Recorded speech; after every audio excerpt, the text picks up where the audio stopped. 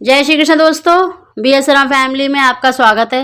दोस्तों, आज हरिवंश पुराण के 13वें दिन की अध्याय प्रारंभ कर रहे हैं। इस अध्याय में भगवान कृष्ण की बाल लीलाओं का वर्णन है। हरिवंश पुराण का महत्व बहुत है। जिन भी स्त्रियों को मासिक धर्म ठीक नहीं होता या जिनकी एक ही संतान है और जिनका कोख बंधन है, उन सभी को ये खत्म करता है। इसके सुनने मात्र से संतान की प्राप्ति अवश्य होती है। हरिवंश पुराण का महत्व ही संतान प्राप्ति के लिए हुआ है और जो भी स्त्री पुरुष इस कथा का श्रवण करते हैं उनका अवश्य ही संतान की प्राप्ति होती है। बोलो हरिवंश पुराण की जय। दोस्तों, कल हरिवंश पुराण के 12वें अध्याय में कथा को विश्राम दिया था, वहीं से कथा को प्रारंभ कर रहे हैं। जब यशोदा माँ दूध को चूल्हे से उतारने गई और कृष्ण को नीचे उतार दिया तो भगवान कृष्ण को बहुत क्रोध आया और उन्होंने पत्थर मारकर मटकी फोड़ दी। तब माँ ने बहुत गुस्सा करा, कहा, कान्हा तू बहुत बिगड़ गया है, आ तो तुझे सुधारूंगी। और माँ यशोदा एक डंडी लेकर भगवान कृष्ण के पीछे दौड़ने लगी। आज कृष्ण आगे आगे भाग रहे हैं और माँ पीछे पीछे दौड़ लगा रही है। बड़े बड़े योगी योग में बैठकर जिन्हें पकड़ नहीं पाते, आज माँ उसे पकड़ने के लिए दौड़ी है। ब्रज रानी यशोदा कहती है, लाला आज मैं तोकू सीधो कर दूंगी। लाला बोले कि मैया पहले पकड़ तो ले। तभी गोपियाँ कहती हैं, अरे यशोदा आज सुबह से लाला के पीछे दौड़ कैसे लगा रही है। मैया बोली कि आज लाला ने घर में माखन की मटकी फोड़ दी है। गोपियाँ कहती हैं, ये कौन सा नया काम किया है, हमारे घर में तो रोज ही फोड़ के आवे। जब हमारे घर में फोड़ के आवे तब तुम कुछ नहीं कहती, आज तुम्हारे घर में फोड़ दी तो तुम मारने चली हो। यशोदा कहती है, गोपियों तुमने ही मेरे लाला की आदत खराब कर दी है, आज मैं लाला को सीधा कर दूंगी। इस प्रकार जब मैया बहुत देर तक कन्हैया के पीछे पीछे दौड़कर थक गई, तब कन्हैया स्वयं ही मैया के पास आ गए। मैया से बोले कि अब मैया या मार या छोड़, मैं तेरे हाथ में हूँ। मैया बोली, लाला ना मारूंगी ना छोड़ूंगी, तुझे बांधूंगी जरूर। मैया ने रेशम के डोरे से ओखल से कृष्ण को पेट से बांध रही हैं।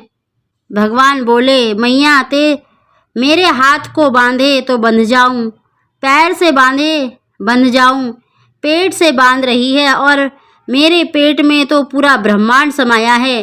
बार बार मैं बांध रही है लेकिन डोरी 2 उंगल छोटी पड़ जाती है। एक उंगल प्रेम है, दूसरा है कृपा। भगवान कहते हैं, जब व्यक्ति प्रेम में आ जाता है तो मैं उस पर कृपा अपने आप कर देता हूँ। जब मैया बार बार बांधकर थक गई और रस्सी 2 उंगल छोटी पड़ गई तो मैया ने कई सारी रस्सियों को बांध कर फिर से बांधने की कोशिश करी, लेकिन फिर भी वो रस्सी 2 उंगल छोटी पड़ जाती।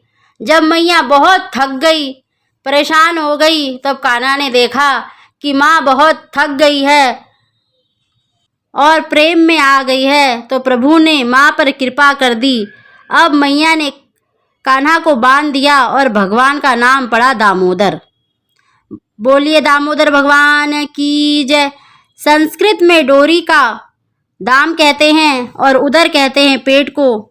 भगवान को रस्सी से पेट से बांधा तो नाम पड़ा दामोदर।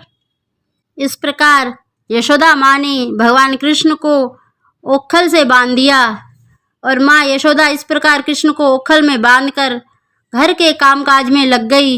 इधर भगवान की दृष्टि द्वार से कुछ दूर खड़े यमला अर्जुन के वृक्षों पर पड़ी, जो पूर्व जन्म में नल कुबर और मणिग्रीव नाम कुबेर के पुत्र थे और नारद मुनि के श्राप से वृक्ष योनि को प्राप्त हुए थे।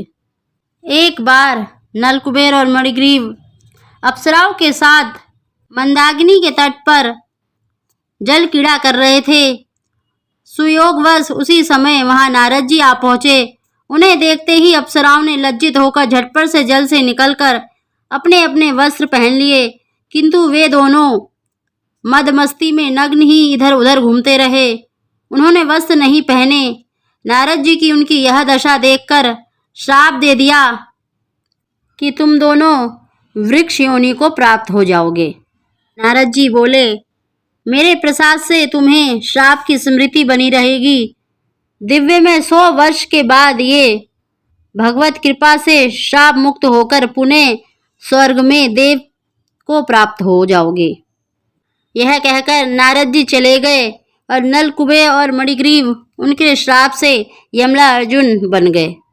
भगवान कृष्ण नारद जी का वचन सत्य करने के लिए ओखल खींचते खींचते दोनों वृक्षों के बीच होकर निकले, जिससे ओखल टेढ़ा हो उन दोनों वृक्षों में अटक गया।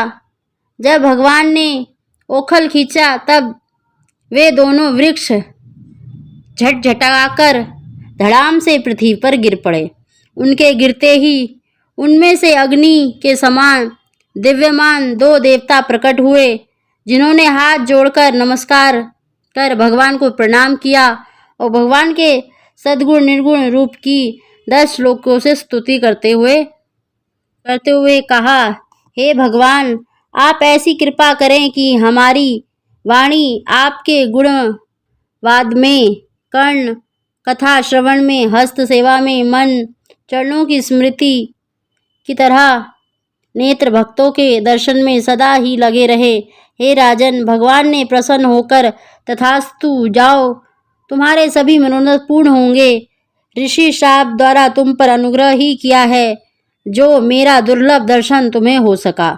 अब तुम अपने लोक को जाओ। इस प्रकार आज्ञा पाकर वे दोनों ओखल में बंधे भगवान की परिक्रमा कर उत्तर दिशा में अलकापुरी को चले गए। बोलो दामोदर भगवान की जय। दोस्तों, आज का अध्याय यहीं समाप्त होता है। बोलो हरिवंश पुराण की जय।